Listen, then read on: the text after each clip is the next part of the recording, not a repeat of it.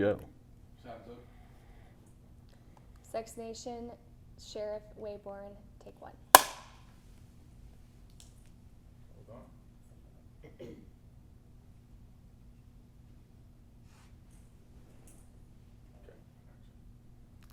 Okay, Sheriff. My first question for you is going to be, in your county jail, what rate of incarcerated individuals do you usually see that come from fatherless homes? You know, the rate of fatherless in the county jail consistently stays the same. We look at about an 80% fatherless population in the county jail at this time. Thank you. In your opinion, how does a fatherless generation impact sex crimes? I need you to repeat that last part. What Sure. was? How does a fatherless generation impact sex crimes, the rate of sex crimes? Thank you. You know, is the fatherless generation does impact sex crimes from a certain angle, is that these kids that are growing up on the street with a broken home, or they don't have a father in their life, often they are raised by the street, and it is just the strength of the street. You know, it's the who is the strongest, who is the toughest, and then they have that dominion over women, and often they turn into sexual predators. Thank you, that's good. So, can you explain to us the process of rescuing a trafficking victim, first as an adult trafficking victim and then as a minor trafficking victim? Well, thank you. You know, the rescuing of both adults and children trafficking victims do differ sometimes. A lot of times that we have rescued many adults out of trafficking because we were the people that were acting like undercover, that we were the person trying to buy them for a period of time. And then once we were able to do that and make contact with them, then we were able to get them to other resources that would get them out of trafficking. That happened both with children and with adults in that particular case, but often we get calls on people who suspect that somebody's being trafficked because they're a young child. And we were able to take things, and we just did that just a few days ago, and be able to look into that and see where it was going and send in undercover operatives to hotels and motels and locate them and rescue them. That's really good. On that thread, what would you recommend somebody does if they see something that in their mind is a red flag? If they see something suspicious during their ordinary day and they think this could be trafficking?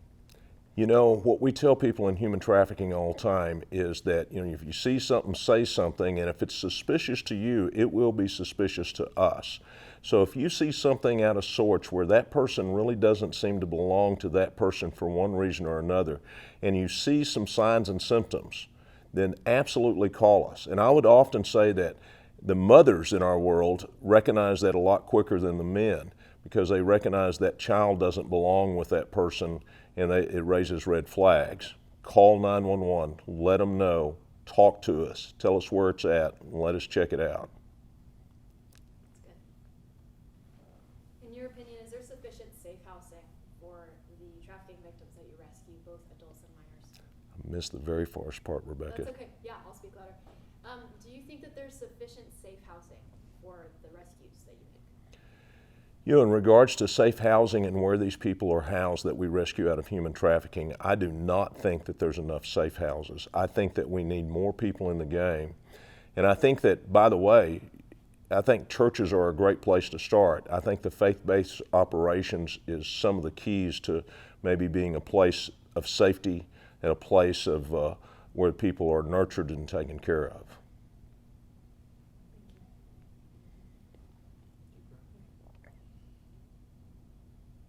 Have you seen a correlation between sex crimes and other forms of crime, such as fentanyl trafficking?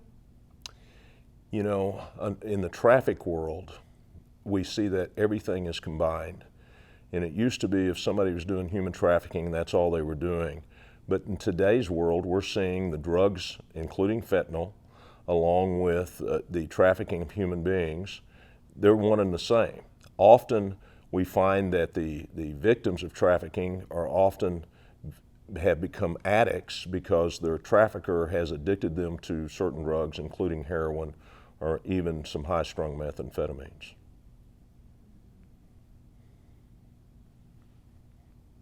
Can you describe any legislation you know of that exists that actually discourages fathers from staying at the home? Say that one more time, Rebecca.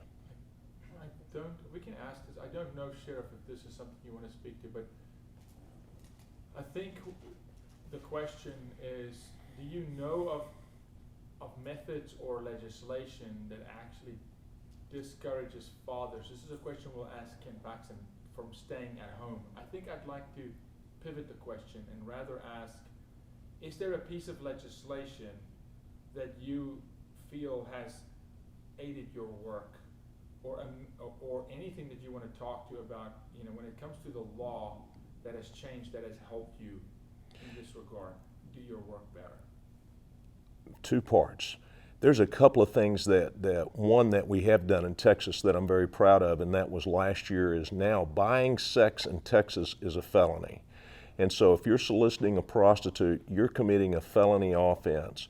I'm very proud of that legislation, and I think it's acting as a deterrent.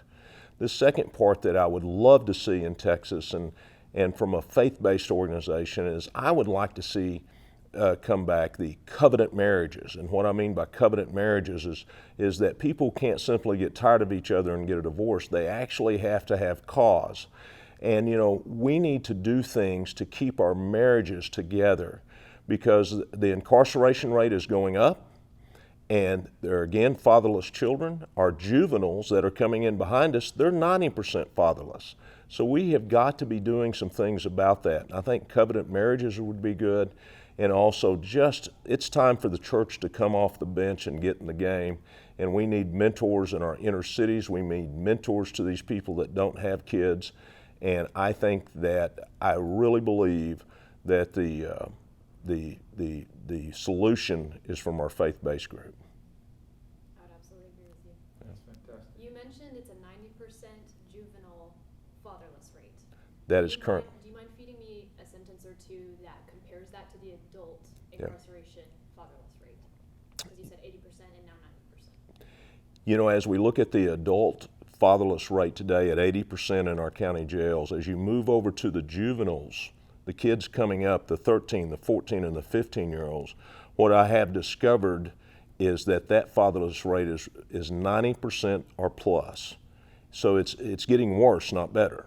And if we don't turn this tide, we just need to build more prisons. If we as a society decides not to engage this issue and do something about it early on, the root cause of it, then we just need to build bigger prisons, unfortunately.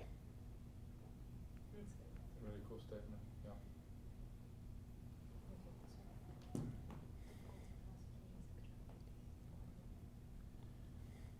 Yeah. Sheriff, in your county it may be different, but the process of actually prosecuting the cases, you arrest the perpetrators. Anything you want to say towards the prosecution piece that you want to speak into, or that you can? Are these cases being prosecuted as happens at the point of arrest? If so, in your county, what are you guys doing right? Because we know in some states there's no prosecution. So, in Tarrant County, we're very blessed on the prosecution end of it to have a conservative prosecutor in that chair. And she believes strongly in rule of law. She believes strongly in accountability of going in court. And we have been, in the cases that we have filed involving trafficking, where there have been felonies and opportunities, it's common for us to get 30 and 40-year sentences. And people are going to prison and paying for it by their freedom being taken away. And so I'm very proud of what we're doing in Tarrant County. I know that around the country and in different counties, that is not happening. And when you don't hold people accountable, just expect more of the same. Excellent. Back to fatherlessness, if you could just give us a general statement about how you see fatherlessness affecting the family unit. You mentioned the nuclear family and covenant marriages. Mm-hmm. When you have a fatherless home, how does that affect the family? The fatherless home is one of the tragedies of America. And when we started seeing that happen in the 60s, really, in America, and in the 70s, is that the organization of the home is so vitally important. And we know very quickly that the mother, which is a noble role, but they can't do everything. They can't fill every square inch of what this child needs as they're being reared up. And if you want a child to go the way they should and to their bend, as the Bible says, then it takes the total effort of the mom and the dad. And when you separate those out, there's going to be variables missing. And if those variables are missing, that's when other things are put on that we don't need, because that child will seek out people that they can fit in with. They will seek out people who will accept them, and often those are not people that we want influencing that child. That's really good. Sheriff, a message to parents. As we talk about sex trafficking, we have to become more preventative in educating these kids and equipping them with tools, particularly how to identify a nefarious character online. Anything you want to say about what can we do, in your opinion, to equip children or families with a situational awareness or awareness to identify this online, because it's so prevalent online?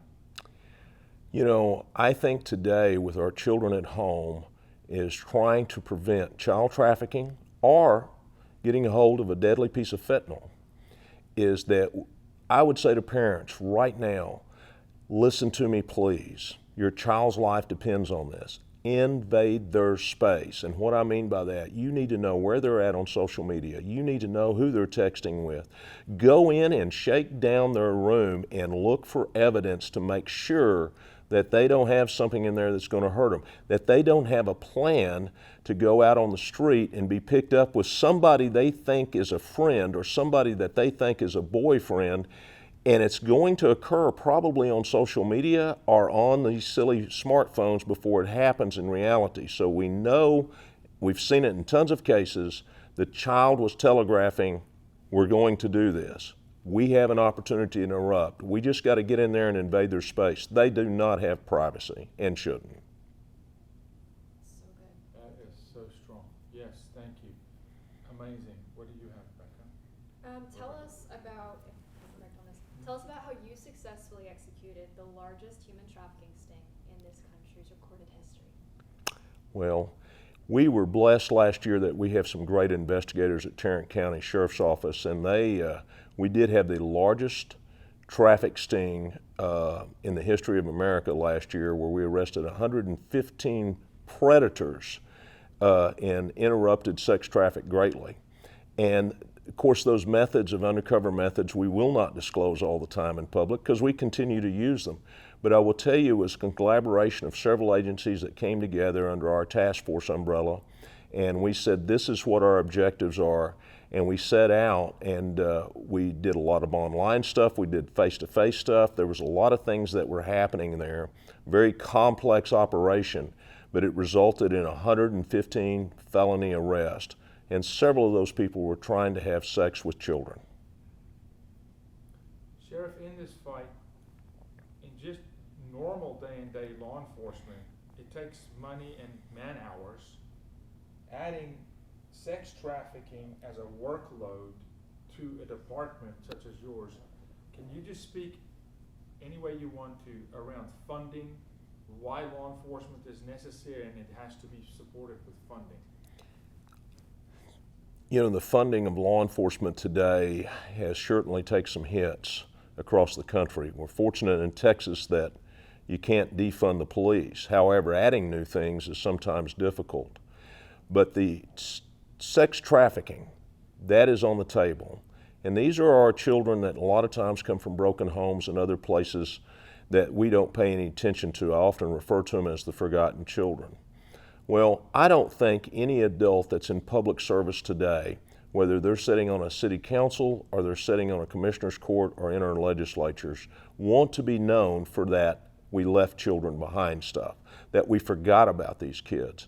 And what I would encourage all of those people to do is look at your budget and recognize where are your priorities. And if our children are not your priority, then you need to look in the mirror again at why you're serving. Because if they don't come first, then why are we doing everything else? We can build the bridge later. We can finance something else later. But this is a current epidemic in Texas and across our nation, and we need to stand up and say, not here, not now, not in our Jerusalem, and put a stop to it. And the only way that we can do that is with the proper funding and the proper people. Sheriff, Walker, do you want to do invitations?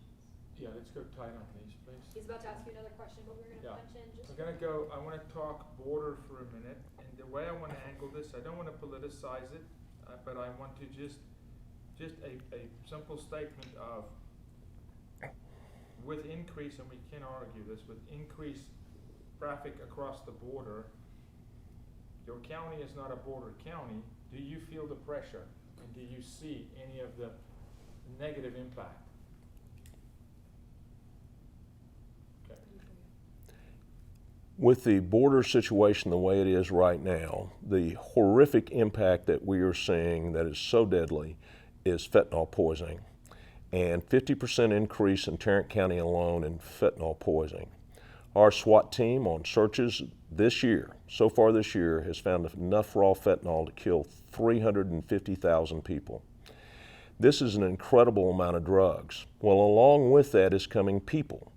And the people that are being trafficked into labor, they are held by the cartel and made to pay off fines, or pay off their fees rather.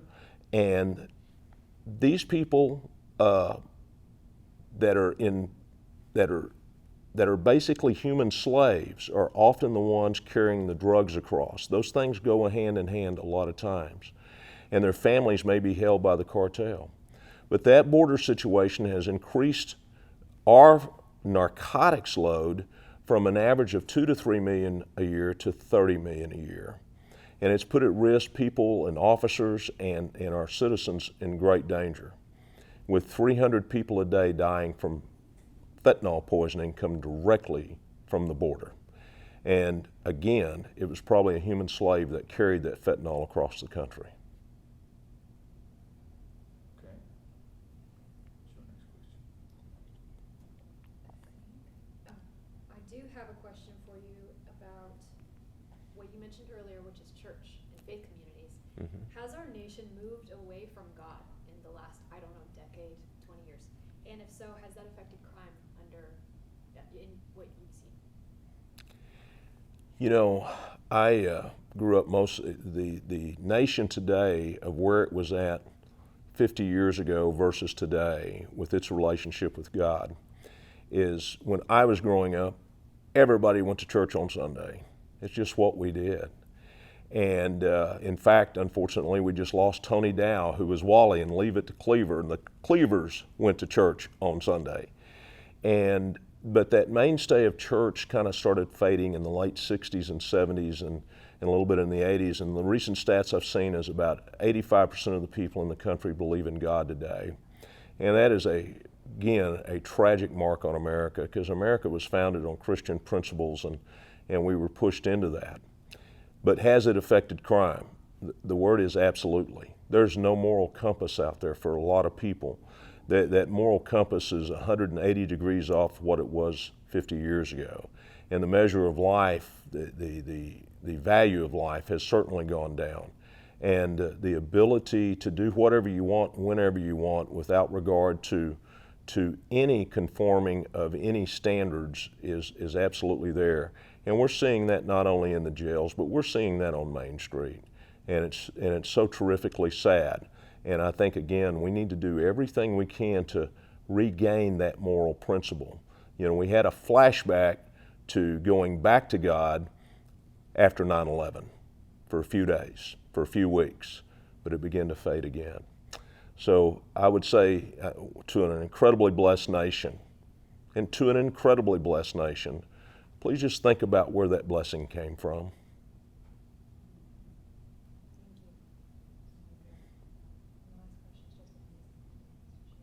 I'm going to ask a couple more. Sheriff,